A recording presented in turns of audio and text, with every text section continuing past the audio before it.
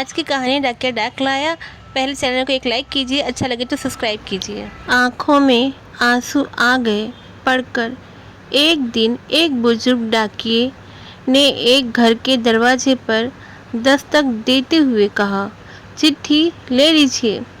आवाज़ सुनते ही तुरंत अंदर से एक लड़की की आवाज़ गूंजी, अभी आ रही हूँ, ठहरो। लेकिन लगभग 5 मिनट तक जब कोई नहीं आया तब डाकिये ने फिर कहा, अरे भाई, कोई है क्या? अपनी चिट्ठी ले लो, मुझे और भी बहुत जगह जाना है। मैं ज़्यादा देर इंतज़ार नहीं कर सकता। लड़की की फिर आवाज़ आई, डाकिया चाचा, अगर आपको जल्दी है तो दरवाजे के नीचे से चिट्ठी अंदर डाल दीजिए। मैं आ रही हूँ, कुछ ही देर और लगेगा। अब बूढ़े डाकिये ने झल्ला कर कहा, नहीं तो मैं खड़ा हूँ, रजिस्टर्ड चिट्ठी है, किसी का हस्ताक्षर भी चाहिए। तकरीबन 10 मिनट बाद दरवाज़ा खुला।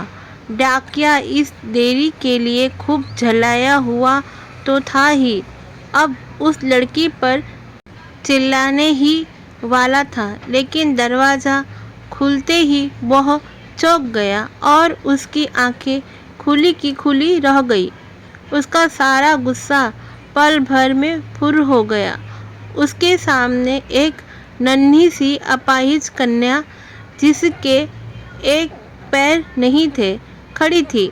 लड़की ने बेहद मासूमियत से डाकिये की तरफ अपना हाथ बढ़ाया और कहा, दो मेरी चिट्ठी। डाकिया चुपचाप डाक देकर और उसके हस्ताक्षर लेकर वहाँ से चला गया। और अपाहिज लड़की अक्सर अपने घर में अकेली ही रहती थी।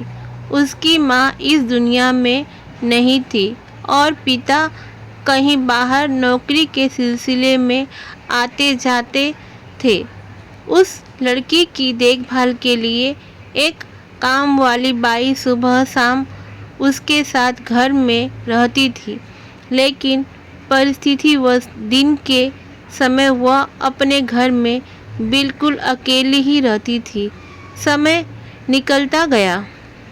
महीने 2 महीने में जब कभी उस लड़की के लिए कोई डाक आती, डाकिया एक आवाज़ देता और जब तक वह लड़की दरवाजे तक न आती तब तक इत्मीनान से डाकिया दरवाजे पर खड़ा रहता। धीरे धीरे दिनों के बीच मेल जोल और भावनात्मक लगाव बढ़ता गया। एक दिन उस लड़की ने बहुत गौर से डाकिये को देखा तो उसने पाया कि डाकिये के पैर में जूते नहीं हैं। वो हमेशा नंगे पैर ही डाक देने आता था।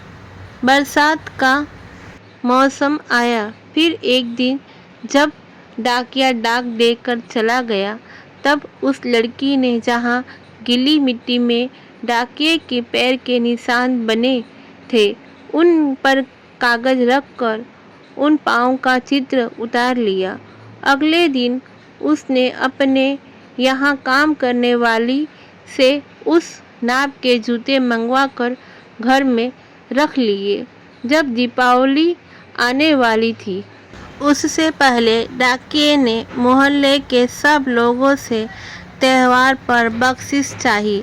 लेकिन छोटी लड़की के बारे में उसने सोचा कि बच्ची से क्या उपहार मांगना, पर गली में आया हूँ तो उससे मिल ही लूँ।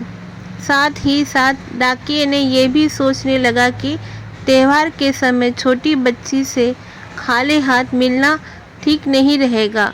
बहुत सोच विचार कर उसने लड़की के लिए 5 रुपए के चॉकलेट ले लिए। उसके बाद उसने लड़की के घर का दरवाज़ा खटखटाया। अंदर से आवाज़ आई, कौन? मैं हूँ गुड़िया, तुम्हारा डाकिया चाचा। उत्तर मिला। लड़की ने आकर दरवाज़ा खोला तो बूढ़े डाकिये ने उसे चॉकलेट थमा दी। और कहा, ले लो बेटी।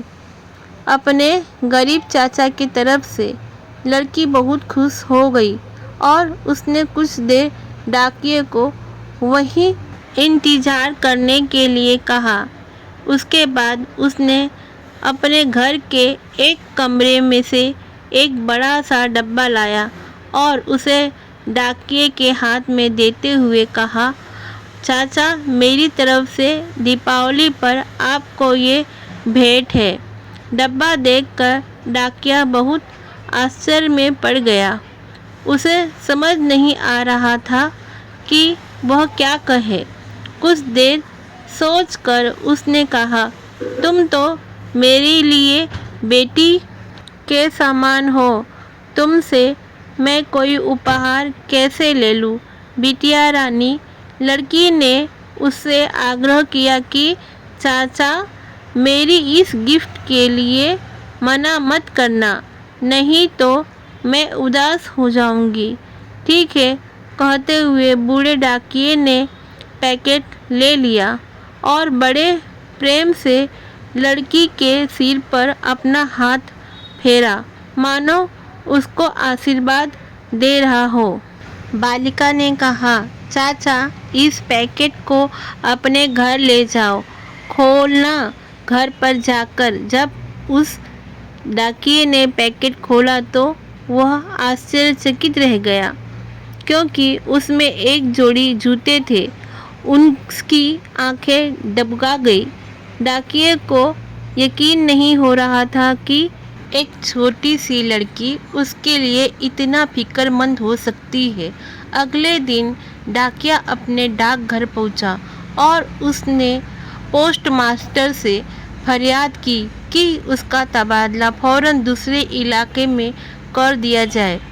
पोस्टमास्टर ने जब इसका कारण पूछा तो डाकिये ने वो जूता टेबल पर रखते हुए सारी कहानी सुनाई और भीगी आंखों और रुदे गले से कहा, सर, आज के बाद मैं उस गली में नहीं जा सकूंगा।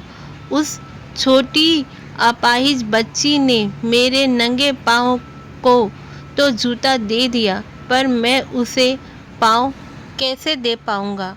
इतना कहकर डाकिया फूट फूट कर रोने लगा। ये कहानी आपको पसंद आए तो चैनल को सबसे पहले सब्सक्राइब कीजिए, लाइक कीजिए। क्या अच्छा लगा कमेंट कीजिए। कहानी सुनने के लिए धन्यवाद।